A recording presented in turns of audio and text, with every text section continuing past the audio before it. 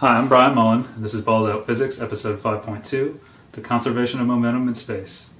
Now, in the last episode, I looked at propulsion in a vacuum chamber, and the real reason I wanted to do that was to try and show how difficult it would be to construct a vacuum chamber that accurately resembles or accurately models an infinitely expanding outer space.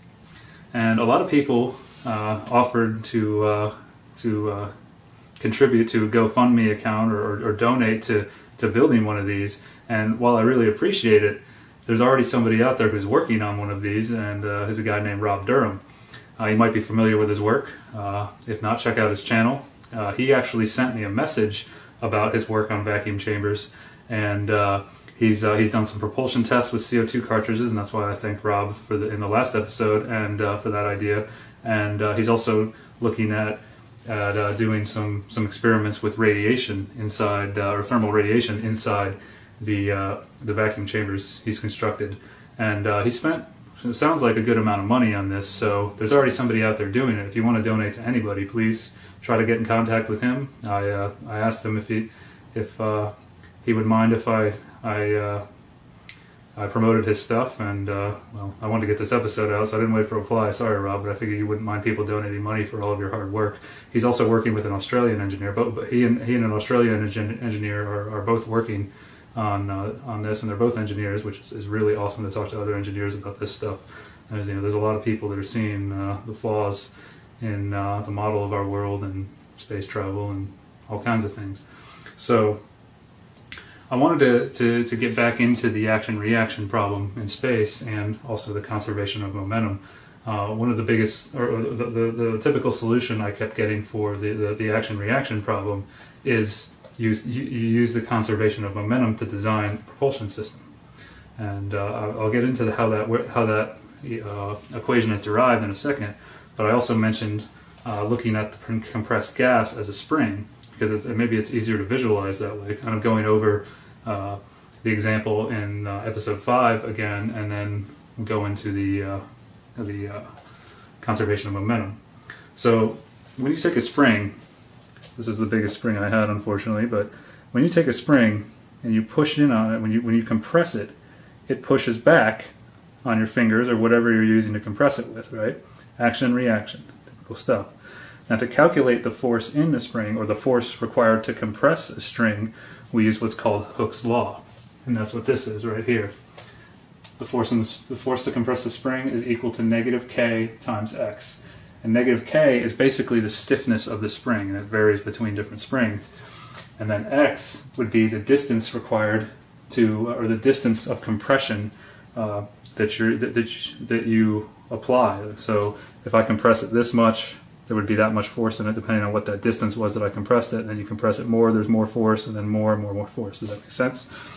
And that's the reason it's negative, because it's the amount of force required to compress the string. And then whatever force that is pushes back on both of my fingers with that force, that reaction. Okay, so the reaction on each one of my fingers is equal to Fs. Okay, pretty simple. And so somebody suggested on episode 5 or used a spring. We were talking about the spring and how that could explain the compressed gas in a container that was sprayed out into space. That's what I talked about in episode 5, and how that could possibly explain the reaction. And so I thought that was a really good analogy and a good way to simplify it and look at it. So what I did was I drew the container here with a spring, a compressed spring in it, instead of the gas. The spring is basically taking the place of the gas, to simplify it. And so what I've also set up here are 3 time intervals, okay? And the spring has been compressed right here to over a certain distance x, which I've got down here. Okay, so this is actually time equals 0. And we're going to say the shuttle is on this side of the container, and then space is on this side of the container. Okay, this is the same container at 3 different time intervals. Okay, so 1, 2, 3. It's the same thing. So what happens is we compress this string, or the spring, and get a force, Fs. And so, as I showed with my fingers, Fs at time equals 0, or time interval 0, Fs is equal to Rho. Okay, that force in the spring is pushing on both the shuttle, or the backside in the container, and this side over here, which would be the nozzle for the compressed gas, or the door in this case, like a container, or the door of the container. Okay, and so Rho is pushing on both surfaces, and so simulating the compressed gas, the lid flings open. And that's what we have here. And we assume that it opens so fast that it doesn't hinder the spring expanding at all. The spring just immediately starts to expand, just like the gas would expand out into space. And since it's springing out into space, there's no resistance at all. Now, on Earth, there would be a little bit of air resistance, but it would be pretty much negligible because it is a spring. But the best place to test this would be in a vacuum chamber. However, I don't think the air pressure would make that much of a difference. But so the door flings open, and here at time interval 1, that doesn't mean 1 second, whatever that would be fractions of a second, because this thing's going to spring out very quickly. So whatever that time interval is not really important. At time interval 1, door swings open, and now you have a different reaction on the shuttle right here. But that reaction is less than your original reaction, because if you think about it, if I just move my thumb, I just move one side, the door would be, my thumb would be the door. As the door opens, immediately after the door opens, the load on my index finger becomes less, right? It makes sense. Compress a string. You can do this if you have a spring. So at time equals 1, the moment that this door flies open, R1, the reaction on the shuttle starts to decrease instantly. So R1 is less than Rho. Okay? And so now I drew this orange because the spring, the red represents the most compressed state. Now orange, the spring is relieved a little bit, and it's starting to come out of the container at time interval 1. Okay? Now we move down to time interval 2, and this is when the spring has now become completely relieved. It's like this. It's completely relieved now. Okay, and it's just about to fly out into space, because as you would expect, it would fly out into space. And so, right here, R2 is actually 0. R2 equals 0, less than R1.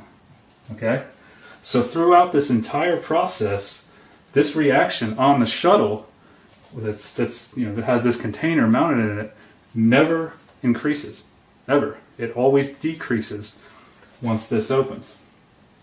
And so this is to try to simplify the compressed gas. Now the compressed gas would be different because it is different because it's pushing on the back, but it's also pushing on all sides of the container. However, once you open one side, once you open the nozzle, all of the gas rushes out into space and doesn't see any resistance because space doesn't push back. So there's no reaction from space. So even though it's pushing on all three surfaces, as well as the nozzle or the door, once there's an exit into emptiness, into infinite expansion, all of the reactions on the container start to decrease. There's never a net increase of reaction on the shuttle, so it can't push the shuttle, it can't move it. And that's what I was trying to explain in episode 5.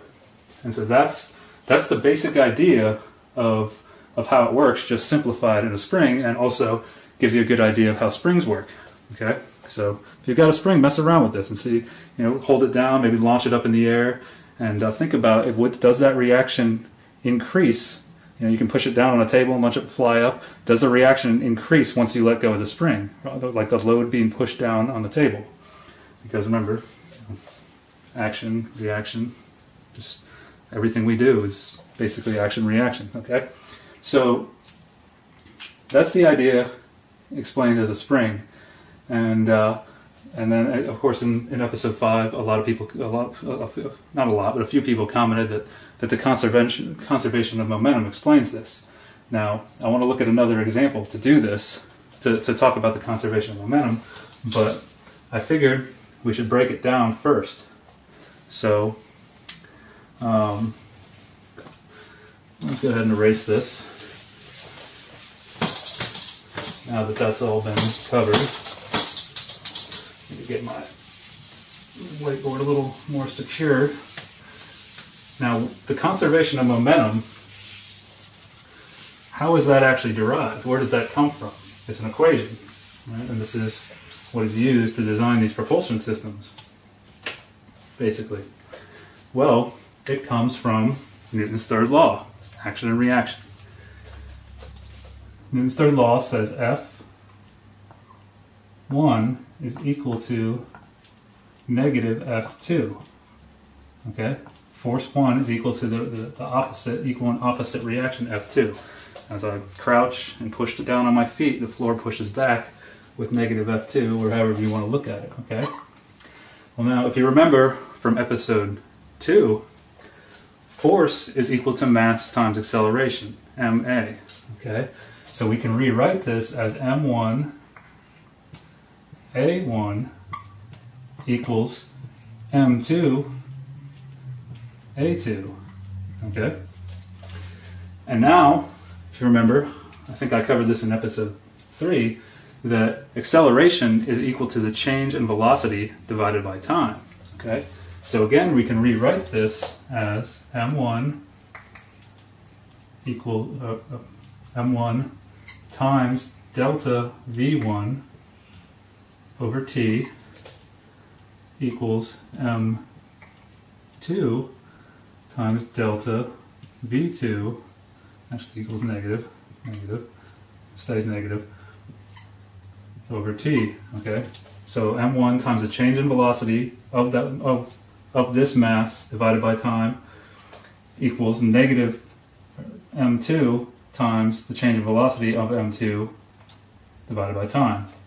And time is constant, it's not different for each mass. The whole thing occurs over a set time. So multiply each side by t, since it's the same, it's constant.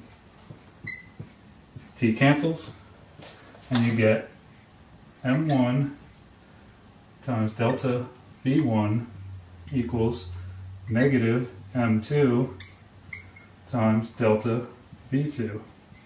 This is the conservation of momentum equation. It is action and reaction. It is Newton's third law. It's the same thing, it's just a different way to write it. Okay? And on episode 5.1, somebody suggested a fire hose. A fire hose is explained with this equation, how when a firefighter turns the fire hose on, it pushes back on them. I mean, they can push back pretty hard. Sometimes it takes a couple of guys to hold a fire hose. And I had to think about that one for a bit. But I want to do an example looking at a fire hose and how this equation can be used to figure out what velocity the fire hose would experience if there was nobody holding it or nobody there to get the reaction, and then compare that to what would happen in space. Okay, so I'm going to draw another sketch and I'll be right back. Okay, so here we go. What I have drawn here is a fire hose. Here's the hose. Here's the nozzle. Okay. Up here I have the equation. What I did was I said the reaction from the force of the water on the hose, the reaction acts to the right and the force of the water acts to the left. And what I'm saying is your right is positive, your left is negative. Okay? If you're watching the video.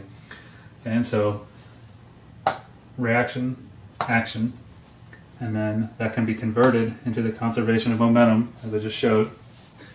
And so what we have is water's flowing through this hose to a nozzle. And this nozzle works just like the jet engine, or very similar to the jet engine I showed in episode 5.0. And so you have water flowing through this hose, through the fire hose, and it gets to this nozzle. And as you can see, the shape reduces the area of flow, so the energy of the water increases, and that's what this red line represents, is the increase in energy, which is results in an increase in velocity as the water comes out of the end of the hose. Okay, and so what I have here is VWI for the initial velocity of the water before it goes through the nozzle, and over here I have VWF for the final velocity of the water after it comes as it comes out of the nozzle. All right. Okay, so hose, the initial, I've got also here the initial velocity of the hose, right? So VHI is equal to 0 because the hose is just sitting there, it's at rest. And we're going to assume that nothing resists the hose's movement when the water kicks on, because obviously the hose is going to fly backwards, right? Unless there's firefighters to hold it. So, breaking down the conservation of momentum equation, we can solve for what we'll call VHF, what the final velocity of the hose will be after from the action reaction of the water, the action of the water, the jet of water pushing back on the hose, and then this is the reaction here. And then since there's nothing to stop it, since nothing's resisting this reaction, it'll move. Okay, that's the idea. So what we have here is the equation I wrote out before, and we can expand. It's delta V is, or your change in velocity is your final velocity minus your initial velocity. Okay, so m hose, mass of the hose, times VHF, okay, no, I wrote that wrong, VHF minus 0, because we have VH and the initial velocity of the hose is 0, is equal to negative mW, mass of the water coming out of the hose, is equal to VWF minus VWI. Okay, VF, VI, water. So now very easily we can solve for the velocity of the hose as it travels backwards. VHF is equal to get MH on the other side, just divide both sides by MH, it cancels here, and that gives you negative mass of water times VWF minus VWI divided by MH. That's it. That'll give you this velocity, and as you see, it's negative, so it's back this and it forces the hose back in this direction. Pretty simple, right? This is basically how these propulsion systems would be designed using the conservation of momentum in space. But as I showed in episode 5 with the jet, there's always an action and reaction. You have to count. The action and reactions continue. So there's consecutive action and reactions happening here. We have to count for all the action and reactions. And so when this water sprays out of the hose, immediately the air is resisting it. Okay, remember P atmosphere, P ATM, we'll just call it atmosphere for now, is equals 14.7 psi, assuming that this is at sea level. So as this water, this accelerated water, the increase in velocity comes flying out of the nozzle, the air is trying to resist it, but obviously there's so much energy here that the air can't resist the end of the stream. But just like in the jet engine, it is pushing down from above and below, and that's what creates this stream here. That's what holds it in a water jet coming out of the end of the hose, is this pressure. Okay, and so eventually the air will slow the water down, and you do have the weight of the water pulling it down, so you'll get more of a shape like this. If it doesn't spray infinitely, eventually the weight pulls it down, and the air pressure does slow it down. But that is what creates that jet effect, and it is the air pushing back on the water that continues the action and reaction process. So now here, see all this, you basically have R water equals negative F air, in a nutshell. But this sends like a ripple through the air, and it's like dominoes of air being pushed backwards until the air finally resists it. And it happens instantaneously when you turn the hose on, and that's why you get kicked backwards. I mean, you just can't see it because it's air. But this is what happens. There has to be consecutive actions and reactions. Every action has an equal and opposite reaction. Newton's third law, I believe it's true. It's everyday life. We know this. We experience it all the time when we're walking around, picking up a toothbrush, brushing your teeth. Every single thing we do has an action and reaction. If it didn't, we couldn't move. We could not control our movement. Okay? So, pretty simple. So, let's now consider this in space. All right?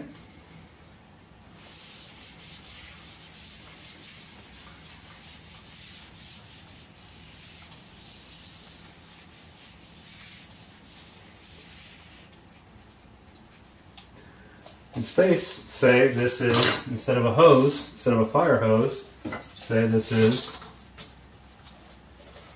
one of the jets on the shuttle. Okay? And that's the nozzle of the jet, or this would be propellant. Okay, so this would be P, and this would be VS for shuttle, and the reaction of the shuttle is equal to the force of the propellant. And see where I'm going with this, shuttle, propellant.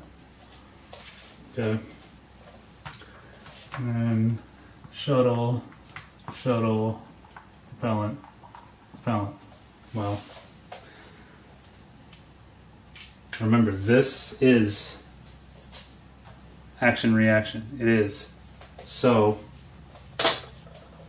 if the designer, the engineer, is only looking at this and ignoring what's happening out here, he or she is assuming that there is a reaction happening out here. And I think this is how we have all been duped. I do. I believe this. It's taken a while to come to this, but when you really think about it, if you don't think about it, you're automatically assuming that that action-reaction is happening out here. But in reality, if this is infinitely expanding space from the edge of the nozzle in the jet in the shuttle, then if this expands infinitely in all directions, and there's nothing pushing back because space is pulling away right at the edge of the nozzle, space is infinitely, there's a pressure differential there, negative pressure, whatever you want to call it, it sucks, whatever. There's nothing pushing back. So, in reality, VSF would be 0. Because you didn't sort of satisfy this, because the conservation of momentum is this equation. If there's no reaction between the propulsion, the VP, the propellant, whatever, then you don't have consecutive reactions back to the nozzle and you can't move. It's that simple. And that's what I believe is my opinion, but it's logical to me. And being an engineer, going to school and just knowing how engineering is, we go to school, engineers, we go to school, we do complex problems throughout our college career, and we're always doing complex problems, looking for complex answers, and we constantly train our minds to look for complex answers. And so it becomes very easy for engineers to actually miss simple explanations. I see it all the time, but nowhere have I seen it more than in myself. I've had a problem, I've overanalyzed it, and I've asked another engineer and they go, duh, and they point at something and I'm just like, oh, or just give me a simple answer and I'm like, oh. And I've done it to other engineers. It happens all the time. We live in a very complicated society, and it does not surprise me when I really think about it that this could happen. So, you think it could be one massive conspiracy? Well, really, if engineers are designing these propellant systems for spacecraft and satellites and all these things, and they see video of them, they think it works. They forget about this action-reaction that's not happening because they only stick to this part right here. And if you just stick to this, you will get a velocity. If you do this calculation like I just did and ignore what's going on out here, okay, just like I did before, now we're saying mass shuttle equals VF or VSF minus V SI if it's moving, or we can assume it's not, and that equals negative mass propellant times velocity propellant final minus velocity propellant initial. And they can solve for this, and they can say, you can divide both sides by ms, okay? And so that gives you VSF minus VSI equals negative MP times VPF minus VPI over MS. And then you can just add VSI to both sides, and then you have velocity shuttle final equals negative MP propellant times VPF minus VPI over mass shuttle. Sorry, I'm going through all this. VSI. But then you can use this equation for other things. You can solve for the mass of the propellant you would need to create the velocity you want. All kinds of things. You can rewrite this equation, and as long as you're just ignoring that there's no reaction over here, you're assuming that there is a reaction, and so you're going to get values, and you're going to get numbers, and it's going to appear like it works. But if all this footage we've seen from space, which there's tons of hoax videos out there, and when you consider everything I talked about in episode 4 and all the work that everyone else out there in the truth community is doing, it doesn't add up. And this doesn't add up because there's no reaction happening out here. So it wouldn't actually work when you really think about it. So that just kind of gives more credit, more validation to these videos that show all the anomalies of ISS footage and moon landing and all that stuff. So this is how I think it happened, and this is how I think a lot of people who work for these space agencies have been duped, and they don't realize it. And it's very unfortunate. But I think we have to swallow our pride and just deal with it. So, where do we go? We've been, for the past 50 years, give or take, we've been, in my opinion, kind of living in a world of confusion. Our eyes see these things in space, and we're told about satellites and all these things, but I think our hearts are saying, no, that doesn't make sense, because this action-reaction is common sense. We know this. One of the things I loved about high school physics was I realized that it was kind of common sense, and we were just applying values and names and numbers to things. And I loved physics when I was in high school because of that. So, yeah, I think this is what has happened, and thanks for everyone for all the great comments, and even the critics out there. This kind of helped me get to this, and I think this makes sense, but it's up to you to decide what is true, because when it comes down to it, there's really only one person in this world who decides what's true, and that's you. You decide. You let your mind look at things, and in my opinion, let your heart decide if those things are true or not, because I think that's how we work, and I will get into that in later episodes now. That's also your decision as well, to think about how we work, but I do think that's how we work.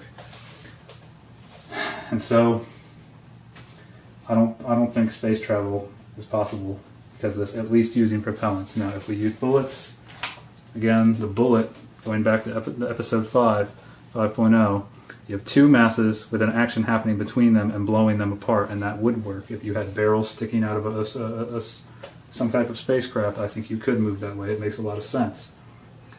And the same goes with the skateboard example. You know, there are two masses, myself and the skateboard and the cinder block or the CMU block, and my arms are the action throwing it away from me. It would satisfy this equation, action, reaction. It would all work. You could solve for the velocities and go from there. So, that's it. I'm going to get into some different stuff in episode 6, and maybe I can go over the bullets again if I need to in another sub-episode of this, if people tell me that doesn't make sense. But like I said, decide for yourself. I'm not telling you what's true. I'm just telling you what I know is true now. After lots of thought and lots of research, it's just, like, there's never been a human being in space, and there's never been a satellite or anything in space. And what I feel really bad for is that dog Laika that the Soviets launched. Dog had no idea what was about to happen to her. At least humans know what they're getting themselves into. So, yeah. I will get into a lot more stuff. I'm really enjoying working with everybody in the truth community. It's a beautiful group of people. And so this time I'm going to leave you with a quote following this presentation from who I think was the greatest engineer who ever lived, and has been forgotten, but people are starting to remember who he is. And so I'll leave you with that after this. Until next time, peace.